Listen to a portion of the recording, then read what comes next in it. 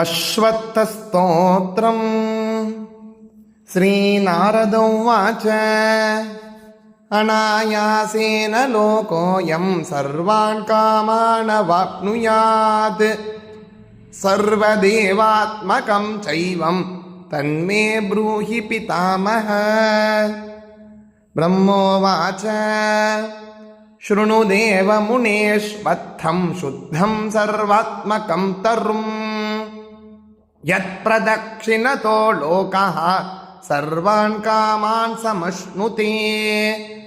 अश्वत्थात् दक्षिणे रुद्रः पश्चिमे विष्णुराश्रितः ब्रह्मा चोत्तरदेशस्थः पूर्वेऽत्विन्द्रादिदेवताः स्कन्दोपस्कन्धपत्रेषु गोविप्रमुनयस्तथा मूलं वेदाः पयो यज्ञा संस्थिता मुनिपुङ्गव पूर्वादिदिक्षु संयाता नदीनदसरोद्यतः तस्मात् सर्वप्रयत्नेन ह्यश्वत्थं संश्रयेद्बुधः त्वं क्षीर्यपलकश्चैव शीतलश्च वनस्पते त्वामाराध्य नरो विन्द्यात् दैहिकामुष्मिकम्पनो चलद्धलाय वृक्षाय सर्वदाश्रितविष्णवे बोधिसत्त्वाय देवाय अश्वत्थाय नमो नमः। अश्वत्थ यस्मात् त्वयि वृक्षराज नारायणस्तिष्ठति सर्वलाले अतः श्रुतस्त्वं सततं तरूणां धन्योऽसि चारिष्टविनाशकोऽसि क्षीरदस्त्वं च येनेह येन श्रीस्त्वां निषेवते सत्येन तेन वृक्षेन्द्र मामपि श्रीर्निषेवताम् एकादशात्मा रुद्रोऽसि वसुनाथ शिरोमणिः नारायणोऽसि देवानां वृक्षराजोऽसि पिप्पल अग्निगर्भः शमीगर्भो देवगर्भः प्रजापतिः हिरण्यगर्भो भूगर्भो यज्ञगर्भो नमोऽस्तु ते आयुर्भडं यशो वर्चः प्रजा पशुवसूनि च ब्रह्मज्ञानं च मेधां च त्वं नो देहि वनस्पते सततं वरुणो रक्षे त्वामारावृष्टिराश्रयेत् परितस्त्वां निषेवन्तां तृणानि सुखमस्तु ते अक्षिस्पन्दं भुजस्पन्दं दुःस्वप्नं दुर्विचिन्तनो शत्रूणां समुत्थानं हि अश्वत्थसमयप्रभो अश्वत्थाय वरेण्याय सर्वैश्वर्यप्रदायिने नमो दुःस्वप्ननाशाय सुस्वप्नफलदायिने मूलतो ब्रह्मरूपाय मध्यतो विष्णुरूपिणे अग्रतः शिवरूपाय वृक्षराजाय ते नमः। यं दृष्ट्वा मुच्यते रोगैः स्पृष्ट्वा पापैः प्रमुच्यते यदाश्रयाच्चिरञ्जीवी तमश्वत्थं नमाम्यहम्। अश्वत्थसु महाभाग शुभगप्रियदर्शन इष्टकाम्यश्च मे देहि शत्रुभ्यस्तु पराभवम्। आयुः प्रजां धनं धान्यं सौभाग्यं सर्वसम्पदम् देहि देवमगावृक्ष त्वामगं शरणं गतः। ऋग्यजुस्साममन्त्रात्मा सर्वरूपी परात्परः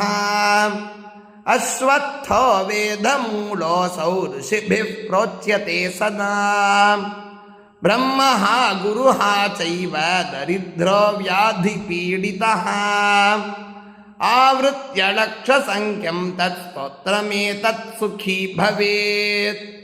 ब्रह्मचारी ह्यविर्यासी त्वदशायी जितेन्द्रियः पापोग अत चित्तोऽपि व्रतमेतत् समाचरेत्। एकहस्तं द्विहस्तं वा कुर्यात् यो मम पेपणो अच्छेत् पुरुषसूक्तेन प्रणवेन विशेषतः मौनी प्रदक्षिणं कुर्यात् प्रागुक्तफलभवेत् विष्णोर्नाम सहस्रेण ह्यच्युतस्यापि कीर्तनात् पदे पदान्तरं गत्वा करचेष्टा विवर्जितः वाचा स्तोत्रं मनोध्याने चतुरङ्गं प्रदक्षिणम्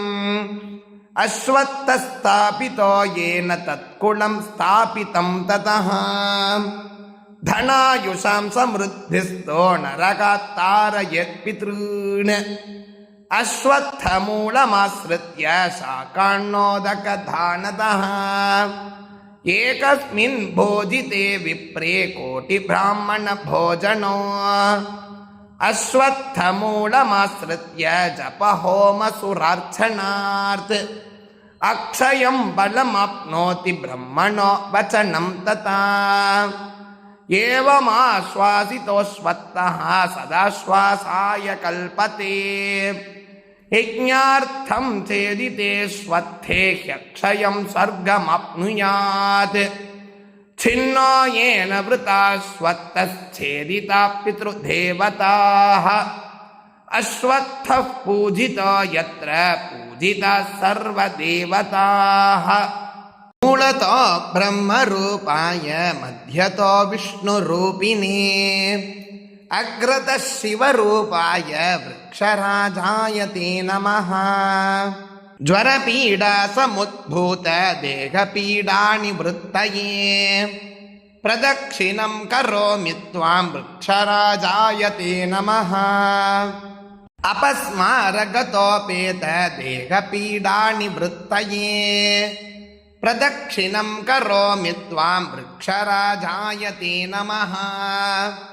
क्षयव्याधिसमाक्रान्त देहचिन्तानिपीडितः प्रदक्षिणं करोमि त्वां वृक्षराजाय ते नमः कुष्णुपीडानरीक्षीण शरीरव्याधिबाधितः प्रदक्षिणं करोमि त्वां वृक्षराजाय ते नमः जलोदरगदाक्रान्त नितान्तक्लिन्नमानसः प्रदक्षिणं करोमि त्वां वृक्षराजाय ते नमः पाण्डुरोगसमाक्रान्त शुष्कीभूतशरीरिणः आरोग्यं मे प्रयच्छासु वृक्षराजाय ते नमः मारीमशूचिप्रभृति सर्वरोगनिवृत्तये प्रदक्षिणं करोमि त्वां वृक्षराजाय ते नमः प्रणव्याधिमहापीडानितान्तक्लिन्नमानसः प्रदक्षिणं करोमि त्वां वृक्षराजाय ते नमः वातोष्णवैद्यप्रभृति व्याधिव्याधानि पीडितः प्रदक्षिणं करोमि त्वां वृक्षराजाय ते नमः सन्तानहीनचिन्तया नितान्तक्लिन्नमानसः सन्तानप्राप्तये तुभ्यं वृक्षराजाय ते नमः सर्वसम्पत्प्रधानाय समर्थोऽसि तरुत्तम अतस्त्वद्भक्तियुक्तोऽहं वृक्षराजाय ते नमः सर्वयज्ञक्रियारम्भ साधनोऽसि मगातरो प्रदक्षिणं करोमि त्वां वृक्षराजाय ते नमः ब्रह्मविष्णुस्वरूपासि सर्वदेवमयोह्यसि प्रदक्षिणं करोमि त्वां वृक्षराजाय ते नमः ऋग्यजुस्सामरूपोऽसि सर्वशास्त्रमयोह्यसि प्रदक्षिणं करोमि त्वां वृक्षराजाय ते नमः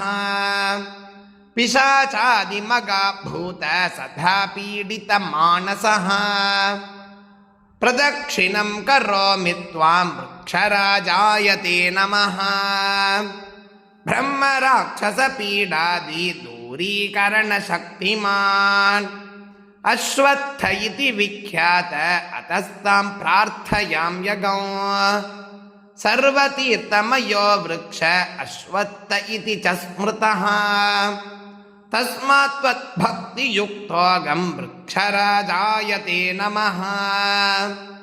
परप्रयोगजाताय पीडाय क्लिन्नमानसः प्रदक्षिणं करोमि त्वां वृक्षराजायते नमः सर्वामयनिवृत्त्यै त्वं समर्थोऽसीतरुत्तम प्रदक्षिणं करोमि त्वां वृक्षराजायते नमः दुःस्वप्नधुर्निमित्ताग्भिदोषसङ्घनिवृत्तये प्रदक्षिणं करोमि त्वां वृक्षराजायते नमः भवार्णवनिमग्नस्य समुद्धरणशक्तिमान् अश्वत्थ इति वक्तव्यवृक्षराजायते नमः पापानलप्रदग्धस्य शाठ्यै निपुणवारितः अश्वत्थ एव साधीयान् वृक्षराजायते नमः गवाकोटिप्रदानेन यत्फलं लभते जनः त्वत्सेवया तदाप्नोति वृक्षराजायते नमः सर्वव्रतविधानाच्च सर्वदेवाभिपूजनात् यत्प्राप्तं तदवाप्नोति वृक्षराजायते नमः सुमङ्गली त्वं सौभाग्य सौशील्यादिगुणप्तये तत्सेवैव समर्थो हि वृक्षराजायते नमः हृदये मे यद्यदिष्टं सत्सर्वं सफलं कुरु त्वामेव शरणं प्राप्तो वृक्षराजायते नमः एतानेव चतुर्वारं पठित्वा च प्रदक्षिणो कुर्याच्चेत् भक्तिसहितो ह्यष्टोत्तरशतं भवेत् इति अश्वत्थस्तोत्रं सम्पूर्णम्।